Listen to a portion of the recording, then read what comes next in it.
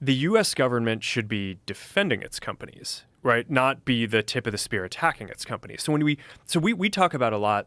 Okay, what is the experience of okay, if the U.S. government comes after you? I think the real issue is that when the U.S. government does that to its tech industry, it's basically just open season around the rest of the world, right? I mean, the EU. I pulled these numbers. The EU has fined the tech companies more than $30 billion over the last, I think it was like 10 or 20 years. Holy shit. So when you think about it, like, okay, it's like, $100 million here, a couple $1 billion there. But what it, I think really adds up to is this is sort of like a kind of EU-wide policy for how they want to deal with American tech. It's almost like a tariff.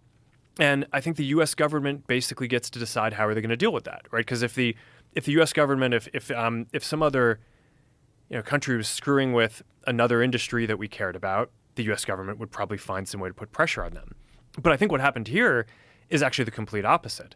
The U.S. government led the kind of attack against the companies, which then just made it so like the EU is basically, and all these other places, just free to just go to town on all the American companies and do whatever you want. But I mean, look, obviously, like I don't want to come across as if like we don't have things that we need to do better. Obviously, we do.